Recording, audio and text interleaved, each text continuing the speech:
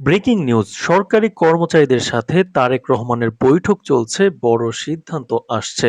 তো দর্শক, এই মাত্র পাওয়া নবম পে স্কেলের সর্বশেষ নিউজটি শেষ পর্যন্ত দেখুন এবং শুরুতেই আপনি আমাদের চ্যানেল নতুন সদস্য হয়ে থাকলে চ্যানেলটি সাবস্ক্রাইব করে রাখুন পরবর্তীতে নবম পে স্কেলের সকল আপডেট সবার আগে পেতে। তো দর্শক, রাজনৈতিক অঙ্গনে আবারও উত্তাপ ছড়িয়েছে। এইমাত্র প্রাপ্ত খবরে জানা গেছে সরকারি কর্মচারীদের একটি প্রতিনিধি দলের সঙ্গে গুরুত্বপূর্ণ বৈঠকে বসেছেন বিএনপি ভারপ্রাপ্ত চেয়ারম্যান তারেক রহমান। দীর্ঘদিন ধরে ঝুলে থাকা বিভিন্ন দাবি, বিশেষ করে বেতন কাঠামো, পদোন্নতি, চাকরির নিরাপত্তা ও প্রশাসনিক সংস্কার ইস্যুতে এই বৈঠককে ঘিরে ব্যাপক আগ্রহ তৈরি হয়েছে দেশজুড়ে।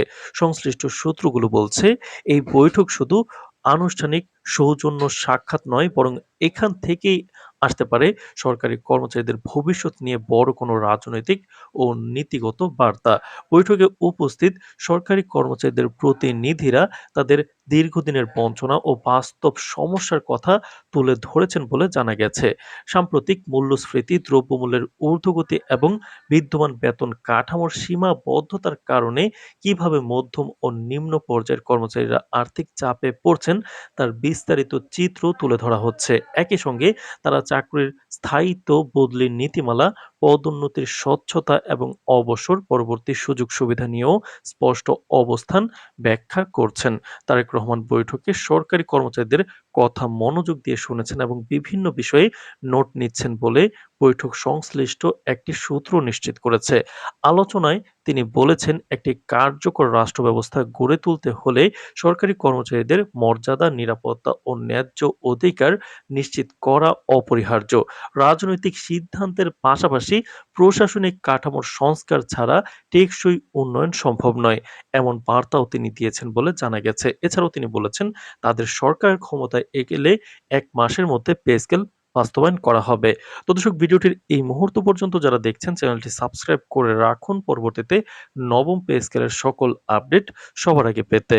তো দর্শক, রাজনৈতিক বিশ্লেষকদের মতে এই বৈঠক অত্যন্ত তাৎপর্যপূর্ণ, কারণ সরকারি কর্মচারীরা দেশের প্রশাসনিক কাঠামোর মূল চালিকা শক্তি। তাদের সঙ্গে সরকারি সংলাপ ভবিষ্যৎ রাজনীতিতে একটি কৌশলগত বার্তা বহন করে।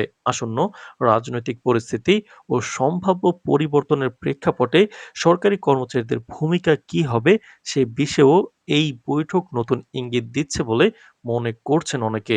বৈঠক চলাকালীন সময়েই বিভিন্ন মহলে আলোচনা শুরু হয়েছে। এখান থেকে কি কোনো নীতিগত ঘোষণা আসছে? কর্মচারীদের বেতন কাঠামো পুনর্বিন্যাস, নতুন পে কমিশন গঠন অথবা প্রশাসনিক সংস্কার নিয়ে কি কোনো স্পষ্ট রূপরেখা দেওয়া হবে? যদিও এখনো আনুষ্ঠানিক কোনো ঘোষণা আসেনি, তবে সংশ্লিষ্ট সূত্রের দাবি বৈঠক শেষে তারেক রহমান গুরুত্বপূর্ণ দিক নির্দেশনা দিতে পারেন।